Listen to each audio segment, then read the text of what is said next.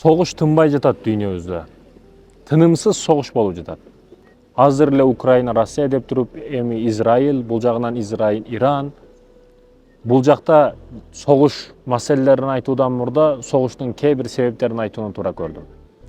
Биринчи негизги максат жер маселеси көздөлөт да. Тарыхта көп согуштардын негизги чекти жерге келип такалган.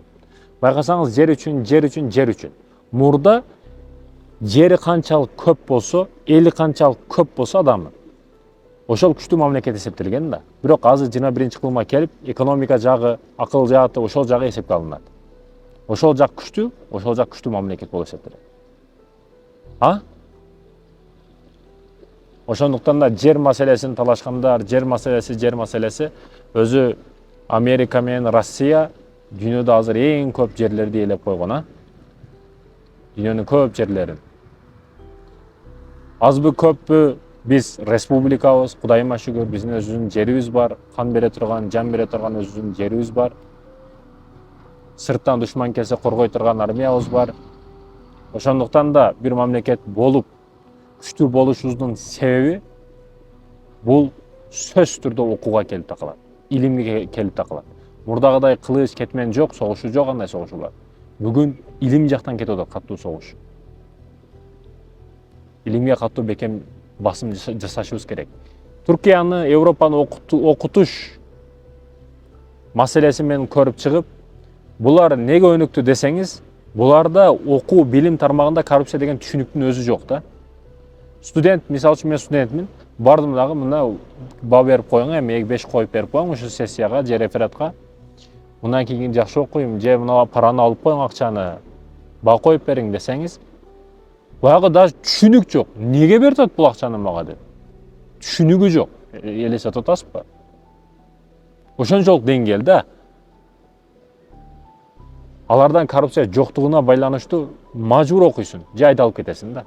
Ошонун негизинде мамлекет өнүгүп атат алардыкы. Билимге каттуу бекем басым жасап атат.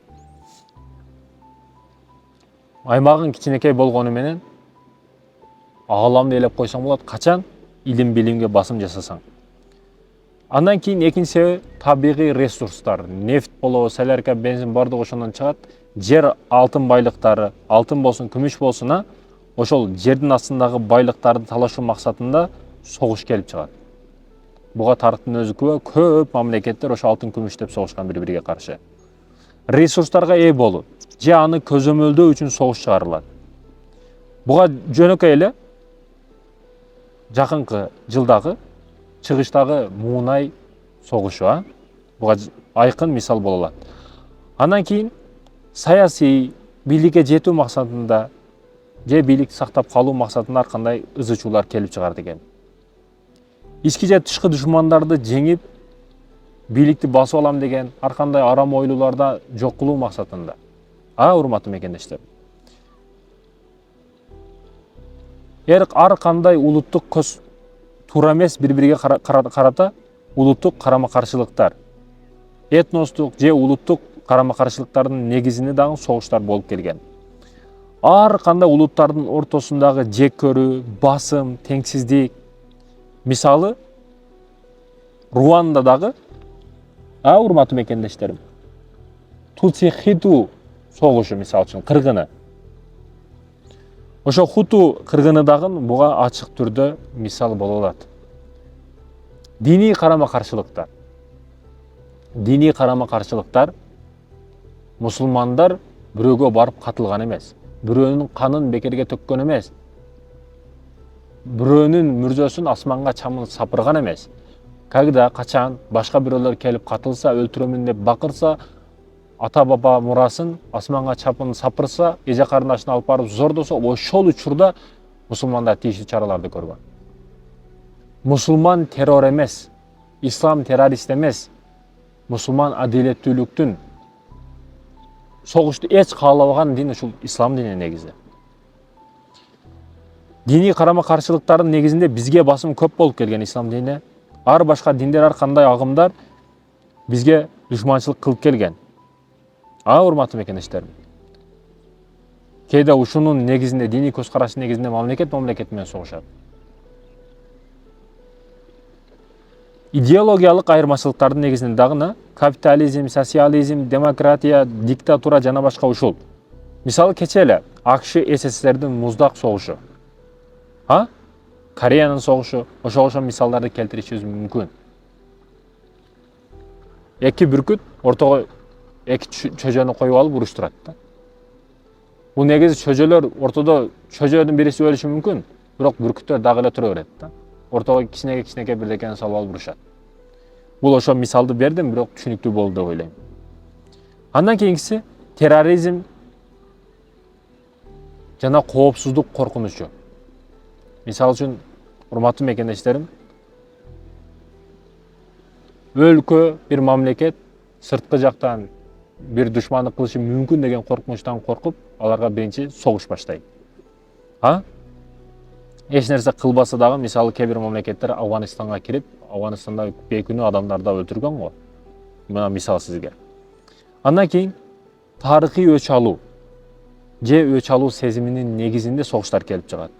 Кээ бир согуштар өтө чоң согуштарды байкап изучать этип артын карасаң, бир кичинекей эле себеп болот да, ошонун артындачы.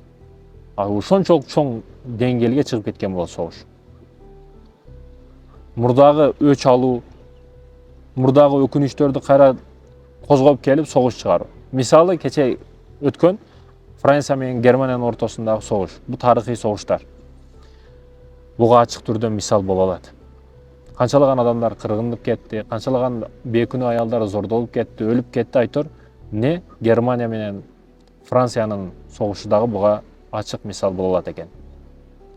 Андан кийинкиси экономикалык үстөмдүк үчүн ар кандай согуштар болот. Базарга ээ болуу, соодага ээ болуу, сооданы көзөмөлдөө, экономиканы алсыратып, ал өлкөнү согуш аркылуу кайра өзүнө баш ийдирүү, айтор налог алып туруу, салык алып туруу, ошол мисалдар. Экономикалык жактан согуш келип чыгат экен. Саясий элитанын көз карашы, ошонун негизинде дагы кээ бир лидерлер, кээ бир башчылар, кээ бир бизнесмендер өзүнүн бийлигин, өзүнүн байлыгын сактап калуунун негизинде согуш чыгарат. Бул жерде өрттү күйгүзүп коесуң, кичинекей өрт коюп коесуң, анан бул жерде өзүңдүн ишин кыла бересиң. Бардыгы өрт кетти деп ызычууну бул жакта кыла берет, а сен бул жерде кеңири ишин кыла бересиң. Уурулар бир банкка кичине эки урууну жөнөтүп коет, анан башка банкта өздөрү кеңири уурулугун кыла берет. Бир кичинекей акча азыраак банкка кирип уурулук кылышат, бардыгы алакда болуп калган учурда өздөрү башка банкты тонойт. Мисалы ушул сыяктуу мисалдарды келтирдим. Согуш келип чыгышын кээ бир себептерин айткандай болдум, урматтуу мекендештерим. Негизи согуш болбосун. Согуш болбосун. Бүгүн көбүрөөк дуа кылышыбыз керек. Көбүрөөк тилинишибиз керек. Жалынып жалбарып Аллах Тааладан суранышыбыз керек. Бүгүн тынчтык болсун. Тынчтыкка жеткен неамат жок. Неамат бул жакшылык. Жакшылыктардын эң жакшы эмне десеңиз, бул тынчтык, урматтуу мекендешим. Эгерде тынчтык болбосо, үйүңдөгү чайыңды да иче албай каласың. Ибрахим алейхиссалам Кабаны куруп бүткөндөн кийин Аллахым бул Мекке шаарын тынчтык шаары кылгын деди. Инвесторлор келип өнүгүп кетсин деген жок. Бул жер эң бай өлкө болсун деген жок. Бул жер экономикасы гүлдөп кетсин деген жок. Бул жерге туристтер көбүрөөк келсин деген жок. Эмне деди? Тынчтык өлкөсү кылгын деди. Тынчтык болбосо кайсы турист келет? Согуш болуп атса. Тынчтык болбосо кантип жашайсың сен бул жерде? Ошондуктан тынчтык негизги маселе экен, урматтуу мекендешим. Кече Баткен маселеси. Бишкекте туруп тынч уктай албай калдык го биз. Качан Бишкекке жетип келет экенде. Ошондуктан урматтуу мекендешим, кандай согуш болбосун, акыры өлүм, азап, кыйынчылык менен аяктайт. Кандай согуш болбосун. Бул кичинекей согуш болот, чоң согуш болот, айырмасы жок. Мамлекет менен мамлекет согуш болот, айырмасы жок. Булар бардыгы азап менен бүтөт, кыйынчылык менен бүтөт. Бул сен өзүңө жеке алсаң дагы болот. Үйдө багуучу бир өзүңсүн, эки карындашың бар, бир апаң бар, ошону сен багып атасыңбы? Көчөдө кетип атасың, девушкаң менен. Бирөө желкеңден түртүп өтүп кетти. Азыр билип турасың, ал сенен алсыз. Бир уруп жерге түшүрүп коюшуң мүмкүн. Бирок анын артындагы боло турган иштерди сен ойлошуң керек ошо времяда.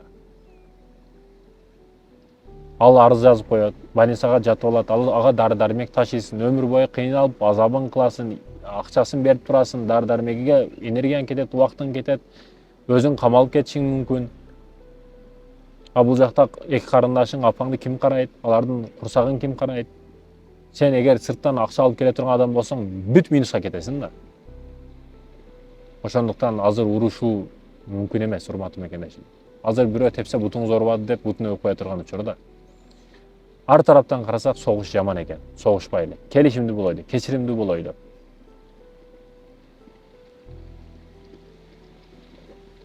Англияга адашпасам бир саясатчы айткандай, көп күчтүү падышалар өткөн дүйнөбүздө падышаларды эле жок кылса, эл өзү келишип жашай берет деген сөз бар да. Ошол эсиме түшүп кетти. Алтын башыңыздар аман болсун. Аллах табарак ва таала ак жолдо көрсөтүп, ак жолдо жүрүүнү насип этсин. Арамды арам кылып, арамдан ваз кылсын. Ассаламу алейкум ва рахматуллахи ва баракатух.